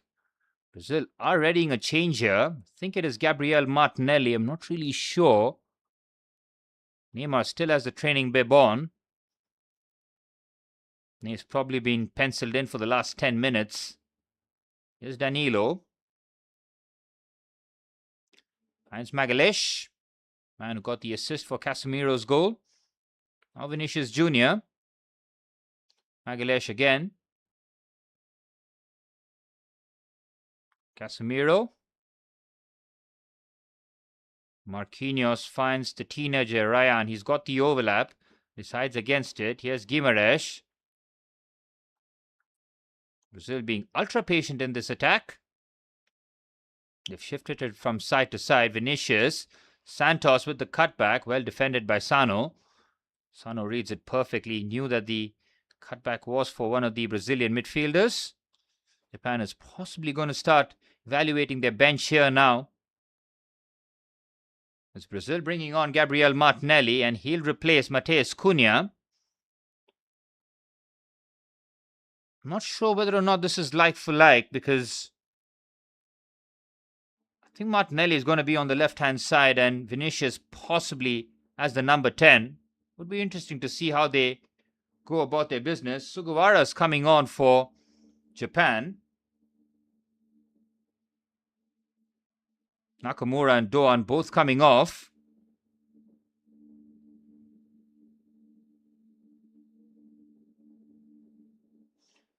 Looks like both wingbacks have been taken off by Hajime Moriyasu. Feels he's going for legs and more. Still the back five by the looks of it. Yep. Nothing's changed from Japan's point of view. Just a bit of freshness in the flanks. Casemiro with a heavyish touch. Sugawara and Suzuki placing Ritsudoan and Kito Nakamura. 24 minutes plus added on time remaining in the... It has been a fantastic round of 32 game, man. Both games, Canada, South Africa and Brazil, Japan. have kept us on the edge of our seats. Here's Martinelli. Looks like Martinelli is in the number 10 position and Vinicius continues to be on the left. Don't want to shift Vinicius from his best position. Decent cutback there by Ryan. Cleared away by the goal scorer Sano. It's been pretty much all Brazil in the second half, man. Japan still very much playing their deep/mid block. It's a dangerous game trying to hold off Brazil, who have been free scoring in the tournament. Here's Danilo. Shifts it onto the right-hand side for Ryan. Ryan now trying to manufacture the cross. Again, they're keeping the danger alive. What Brazil have done has just been wave after wave of attacks. Yes, they have not really threatened Suzuki since getting the equalizer, but they did get that chance with Vinicius. I forgot about that one. Hendrick tries to bring that down. Here's Casemiro. Nobody really closing him down. Casemiro looks to pick out Hendrick. Hendrick wins his header, but nobody really getting close to the knockdown.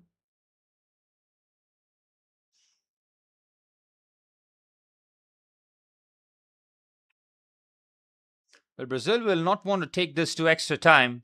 Japan certainly won't. Moriyasu has lost me here. This is bad. Yeah, I think they've retreated too much. Almost like an unwillingness to play. The substitutions as well, slightly disappointing from Moriyasu's point of view, but the hydration break comes at the perfect time for Japan. They were under the cosh and well over 20 minutes in the second half. It's been all Brazil. It's a sea of yellow in Houston.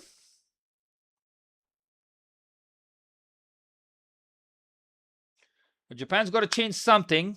Again, the substitution's a bit dampening. Like-for-like subs, especially when you're kind of chasing the game, is a bit negative.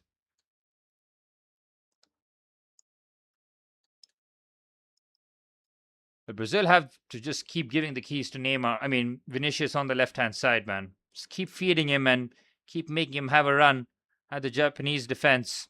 He's the one who can make things happen out of nothing. They are trying to shoot from distance, but it's those crosses into the box that have been really dangerous from a Japan point of view. I'm going to have to try and neutralize this. Are we going to see the first round of 32 game into the extra time territory? Are we going to see another hydration break 7 minutes into the first half of extra time? And this 3 minutes is going to be absolutely crucial from Japan's point of view, man. They'll have to find a way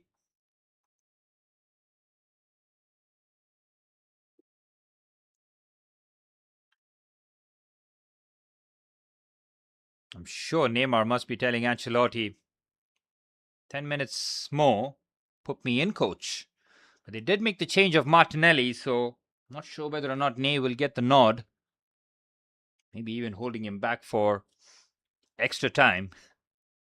I don't think Ancelotti is eyeing extra time here. He wants the job done in 90 minutes.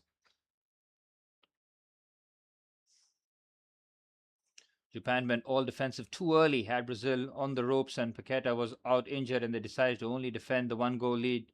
Can't be cowardly. The football gods will flog you. Yeah, I think they tried to just replicate what worked in that first half. Had to live on the edge. Yes, the first half in terms of having to face too many shots wasn't the case. In the second half, Brazil certainly did step it up. Spin the crosses into the box, man. Very simple football from Brazil. Not seeing Joga Bonito being played here. Vinicius with the only real moment of flair for Brazil. These 20 minutes going to be absolutely massive. Are we going to see an upset? Or are we going to see Brazil qualify for the round of 16 where either Ivory Coast or Norway await?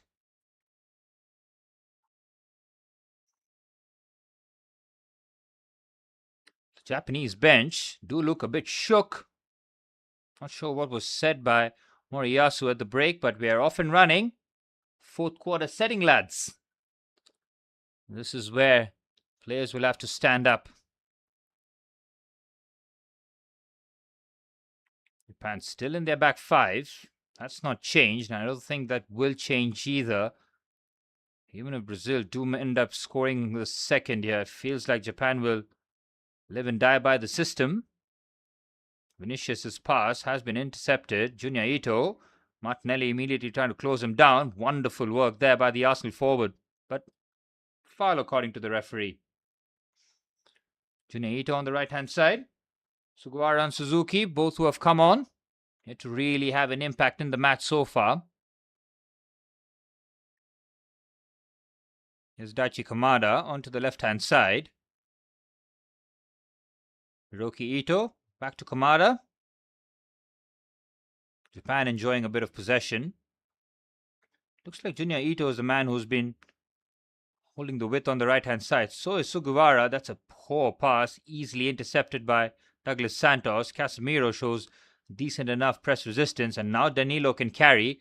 This is where he lost the ball in that first half, leading to that Japan goal. This time he does the wise thing of just keeping possession. Guimaraes. Well, in terms of attacking options, this is a lovely carry, this from Endrick, and now finds Vinicius Jr. It's Vinicius Jr. He's committed 3 or 4 players.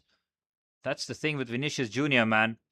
Soon as he has the ball and he's running at you at full clip, it's only natural as Japanese defenders to just converge at him. Endrick has had a couple of decent touches. There's Marquinhos.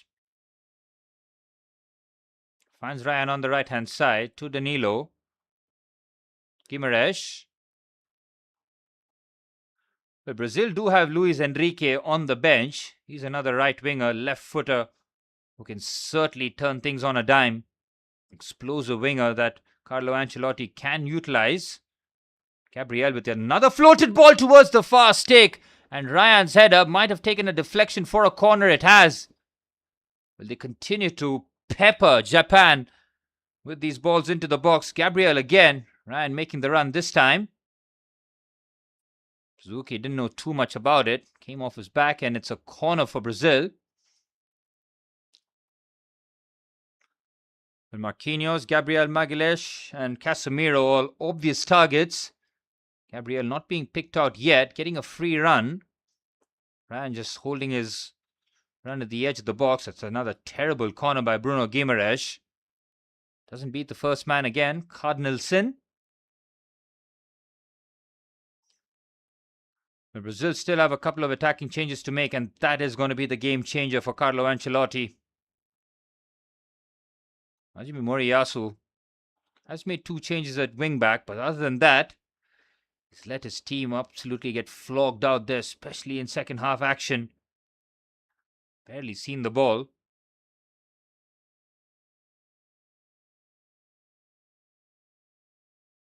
Here's Gabriel. Finding Vinicius Jr. Back to Gabriel Magalhães in the half space. Thought about the line breaker. Decides to find a centre half partner in Marquinhos. Martinelli. Interesting to see Martinelli operate in central positions as he just puts in an aimless cross into the box. But Japan can't get out, man. This is not a good sign for the Asian side. They're really struggling out there. Deep defending can work, but Brazil can pull a rabbit out of the hat. They've got the game changers. And now Marquinhos.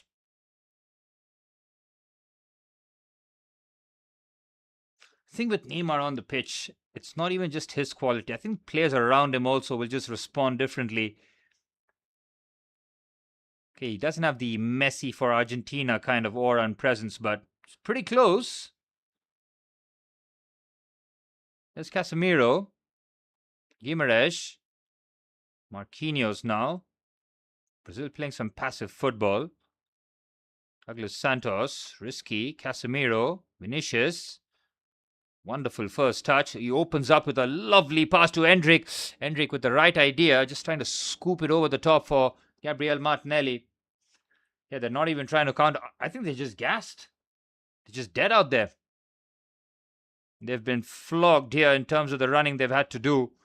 And they just cannot cope. They cannot keep the ball.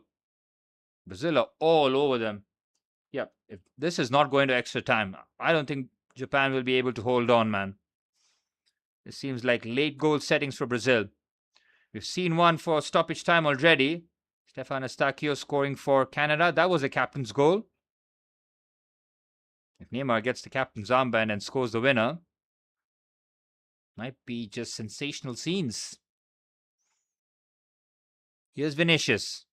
But if not Neymar, at least Luis Enrique is someone that I expect to come on that right-hand side for Brazil. Martinelli finds Douglas Santos on the left-hand side. Here's the Zenit left back. Decent ball in. It's cleared away by Tomiyasu. Oh, the strike from Gabriel Martinelli with the outside of his boot. They were really going to trouble Zion Suzuki from there, but Brazil are the team that continue with the attacks. I think Ancelotti might just wait for the 83rd or 85th minute before making that change. But something's got to change for Japan. Finally, a couple of changes here. They have been in desperate need. Junior Ito's off. He had an industrial performance on that right-hand side, and Daichi Kamada is off too. I think these are the right moves made by Hajime Moriyasu.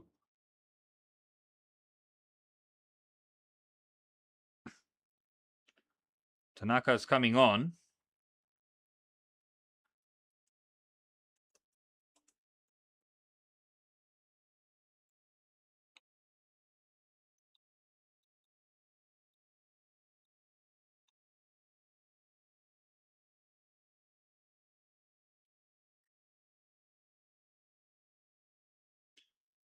But it looks like Japan are going to take this game deep.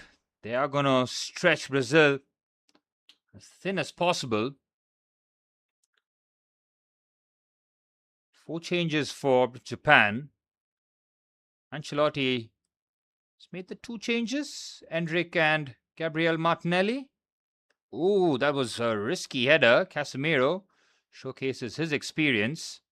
Finds Douglas Santos with the Ronaldo chop.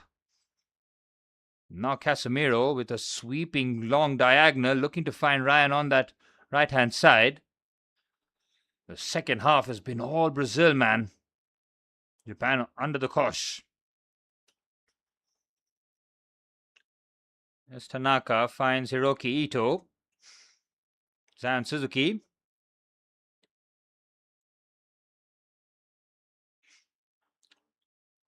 Shogo Taniguchi onto the left-hand side.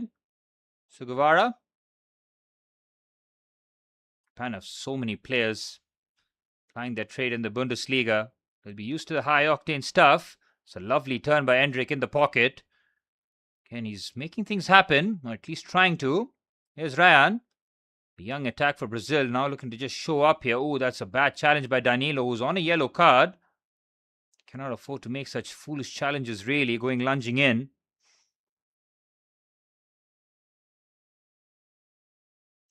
I don't think Ryan is going to be lasting the course of the match. He's given 80 minutes of real quality. Might be a time to unleash Luis Enrique as that right winger for Carlo Ancelotti's men.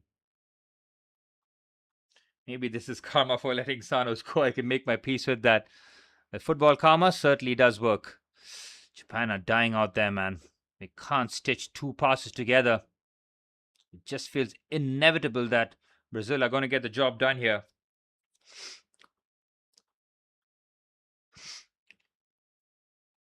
They're going to have to be patient. They'll know that they have been stretched. Brazil haven't been. I think the game against Morocco was the main challenge for them. They're never really going to have any troubles against Haiti or Scotland. There's Magalhaes. Decent carry. Magalhaes finds Vinicius Jr. on the left-hand side. Vinicius trying a little too much there. Yeah, it's Neymar time, boys. It's time for Neymar. Come on. Got to bring him on.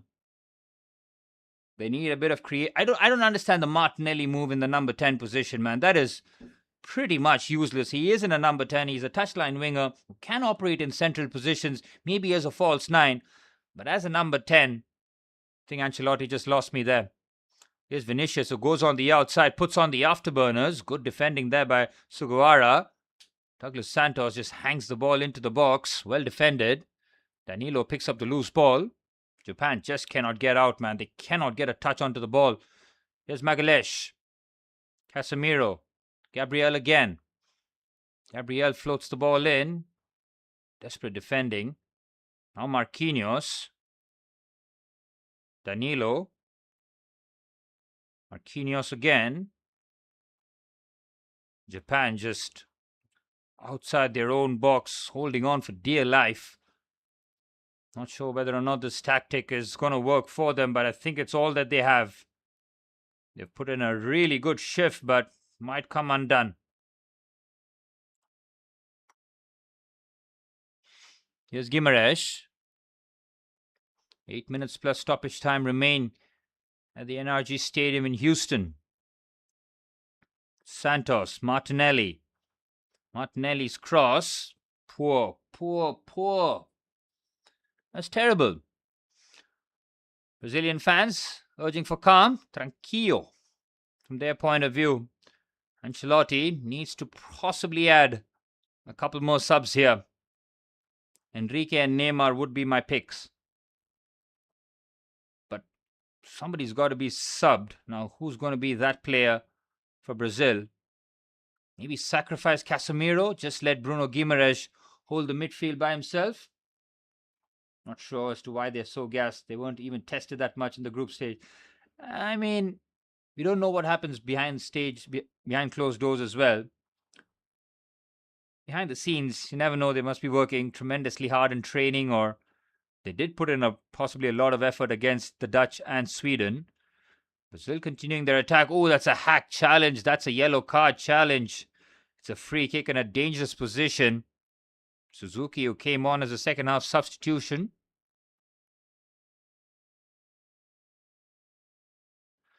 Cranking up that pressure.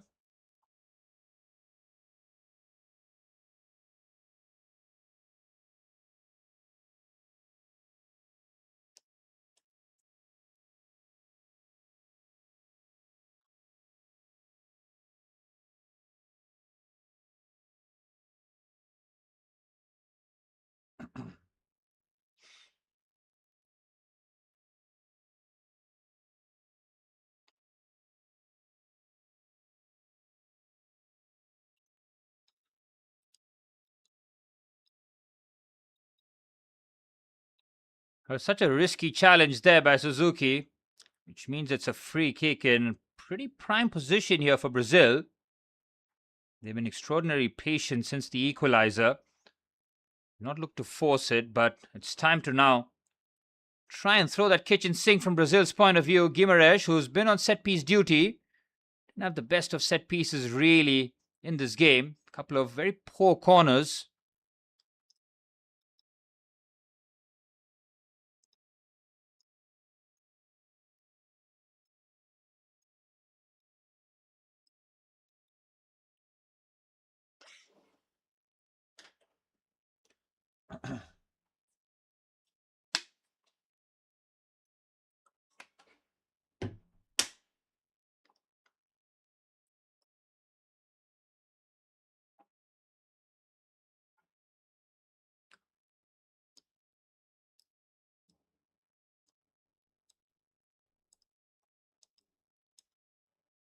And Brazil just continue to try and pepper the goal. I think they have done well in terms of breaking down the low block, Gautam, but I think they've missed the trick with Martinelli in the number 10 position, man. Not being a hater, it's not like just Neymar, but I think maybe even just getting Luis Enrique in that position, in that right-hand side, maybe having Ryan in the central positions might have worked, because Martinelli, he's a runner, and to have him in that number 10 position, especially with Japan playing that low block, everything on the floor in the first 45 minutes, more emphasis on using the air in the second, then merge both approaches. The first half they tried to be extra patient. It did not work. Second half has been a bit more forceful play that's been needed. They've penetrated the Japan defense once. Looks like Ancelotti might be getting ready for extra time here. Well, at least both round of 32 games haven't been blowouts. We've seen Both teams putting on a fight, and both games are going the distance. Ueda bends his run nicely, finds Muccino. Sugawara finds Sano, the goal scorer. It's been a long time since he scored as Muccino's ball. Poor. Japan's quality in the final third has been really lacking, and now Endrick can run here. Endrick going for the through ball. That is outrageous. Good play there by Zion Suzuki. And that is Martinelli's strength in a nutshell there. Central run from deep. It all comes from Endrick trying to make things happen. Here's Casemiro. For a man we were not expecting to see the second half, it looks like he's going the distance.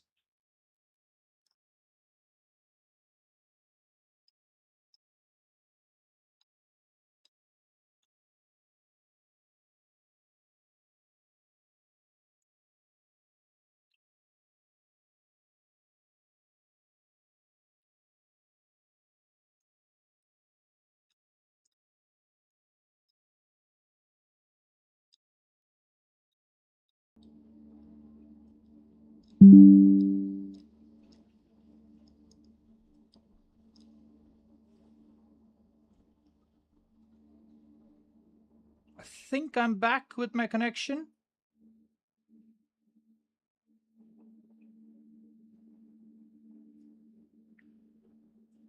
Sorry guys, I've had a few issues by the looks of it. I think we should be okay for the final knockings of the game. I hope I haven't missed anything crucial here. Well, Brazil are still on the attack. It's a bit of relentlessness here. Japan just trying to hold on. Yep, all good. Thanks for the patience. 3 minutes remaining. Japan are very much on their last legs here, just trying to hold on for dear life. They take the ball into the box. Vinicius with a poorish delivery there. Now Japan on the counter-attack. Got about 2.5 minutes plus stoppage time remaining. It's the final minute, really. Now on the right-hand side, Sugawara skips away from the challenge. Sugawara crosses it in. Chance cleared away by Bruno Guimaraes. I think that was Martinelli. Man, every Brazilian player wearing red boots. Well, final attack and possibly last minute of normal time here. Japan, who have been so patient, decent ball in. For them to concede now would be absolutely criminal from a Brazil point of view. We're into 6 minutes of stoppage time. 6 long minutes for both sides. And this could be anybody's game now. I think Casemiro has finally broken down. If you ask the Japanese players, are you ready for extra time? They'll say, please God, no. But they'll have to rough it out. And Brazil will try and throw the kitchen sink at them in the next 30 minutes. But there's still about 5.5 minutes. Make it 6 minutes, really, of action. Fabinho's coming on. It's going to be a like-for-like sub for Casemiro. Still no sign of Neymar or Luis Enrique. So it looks like they will be pretty much held back till extra time. Well, fair play to Japan though, man. They could have very easily wilted away and just crumbled under the immense pressure that Brazil applied on them, but they've held on with some typical Japanese spirit. But it just might be too much for them as Fabinho enters the fray. Well, if Brazil go through, we might just end up seeing Casemiro on the round of 16. But if Brazil do get knocked out from here, certainly the last time we'll see Casemiro in action in Brazilian colours. He got the all-important equaliser with a bullet header from close range.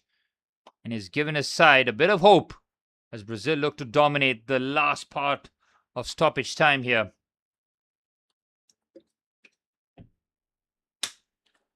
Might be a groin issue for Casemiro. Absolutely miracle that he lasted about 91 minutes, considering we're also sure that he would be hooked at half-time. 4 minutes of stoppage time. 2 minutes of stoppage time has just been waved away. Fabinho now takes the field.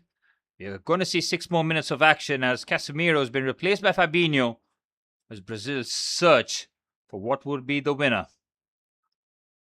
A goal now for either side would be cruel on the opposition, but we have already seen South Africa eat a dagger. Now one of these two sides going to squeeze past the other with stoppage time drama. Tomiyasu's ball. Japan still struggling to knit anything with forward momentum. That pass by. Oh, Endrick might get there first. It's Endrick with the chop. It's Endrick who creates a bit of separation now. Endrick on the outside. Looks to put that into the box. It's a corner for Brazil. Endrick has really tried to make things happen. Clutch block there by Shogo Taniguchi. The skipper comes up big there. Endrick has been electrifying in his cameo here. Every time he's got the ball, for him to run with that kind of confidence at his young age, fantastic to see. This is dangerous territory here for Japan, though. It's a set piece. It's a corner with 93 minutes on the clock. Guimarães' corners have been really, really poor in this match. If there's ever a time to put this on the money, this would be it. Guimarães with a bit of height tries to find Fabinho. Fabinho's header just moons over. Well, it looks like this one is going the distance. Possibly extra time coming our way here.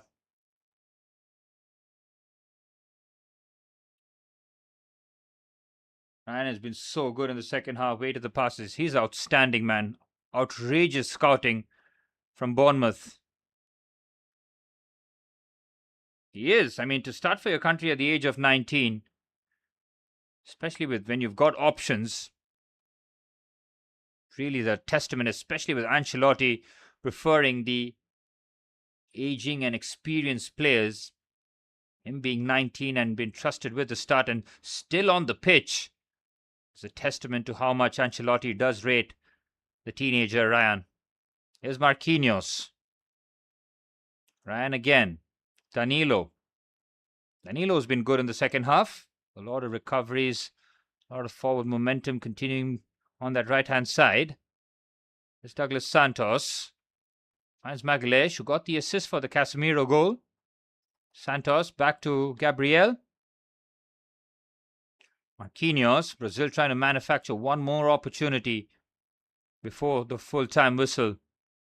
Good run on the right-hand side. Endrick immediately shut down. Good work there by the substitute. Tanaka, he gives it away. Here's Ryan. And it's Bruno Guimarães. It's Guimarães who slips it in perfectly for Martinelli. And Brazil to have the late winner. It is pandemonium in Houston. It is heartbreaking for Japan, but they have nobody else to blame but themselves. What a clutch goal that is by Gabriel Martinelli. The slip pass is outrageous from Guimarães. And Martinelli with a composed finish. It is a brilliant goal. The Japanese hearts have been snatched right at the end. And it's back-to-back games in the round of 32 where we have seen stoppage time winners. And this time it's the 5-time champions.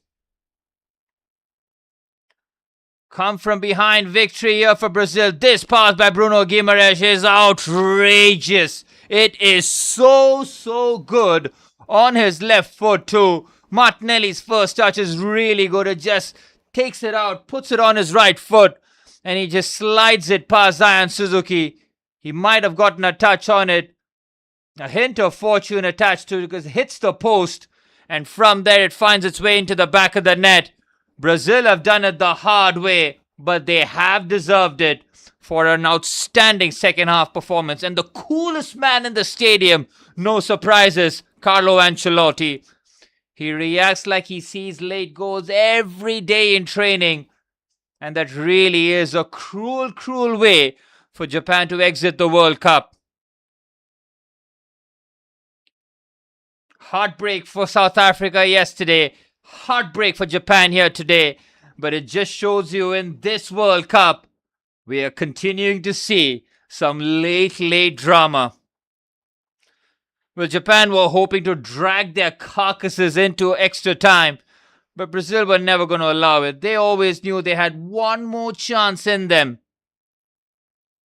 That pass by Guimaraes was outstanding, man. He has been Brazil's best midfielder, and he comes up clutch with that all-important assist. Danilo's coming on for Guimaraes. I hope Japan learns something from this. They betrayed themselves here today. What's that term that we saw in Shogun? Seppuku? Where you cut your own self? In terms of shame and bringing... Yeah, something like that. They pretty much killed themselves, but I also have a bit of sympathy for them, man. I think they were just gassed. I'm sure they wanted to play some better football in the second half. Full marks to Brazil, though. They played some suffocating football in the second half. They did not allow Japan a moment's peace in the second half. Brazil are going to celebrate, and it looks like Neymar has a few minutes reserved in the tank. You might see him in the round of 16, where Brazil, by the looks of it, will face either Norway or Ivory Coast. We will be live for that game tomorrow night, and it looks like I'm going to be live for Netherlands versus Morocco, 6:30 a.m. India time, only if my alarm doesn't betray me.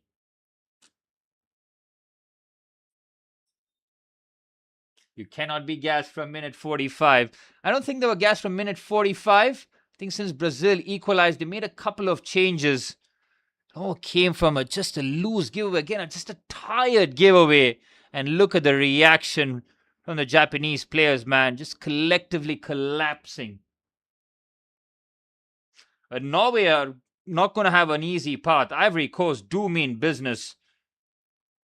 Haaland, Odegaard, and some of the big boys for Norway did get a full rest against France. We were all pissed off at Scholbergen for resting all his heavy hitters against the France side. Japan are not going to get the free kick. We are 3 minutes past the allocated 6 minutes of stoppage time.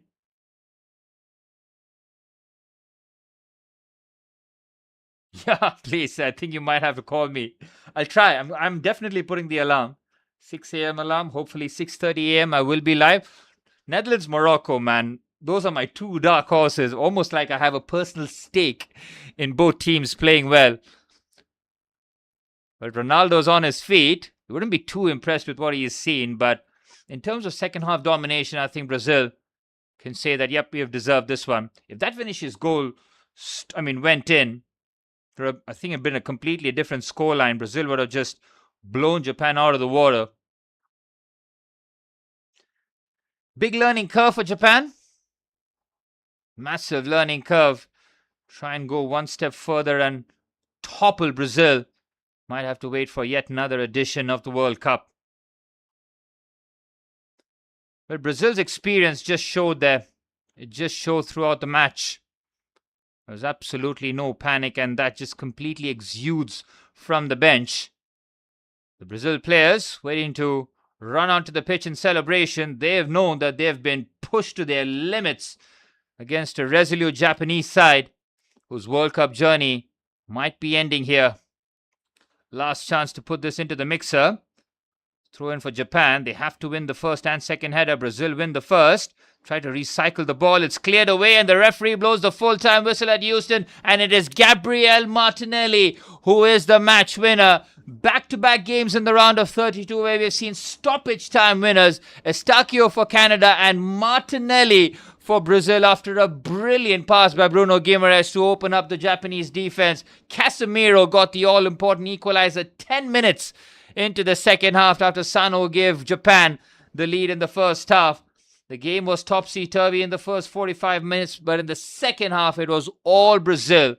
Japan were just holding on for dear life, but they finally saw their resistance collapse, and it really is heartbreak for the team from Asia. Celebrations for Brazil. It's going to be a party in Rio de Janeiro, and it has been a tremendous game again.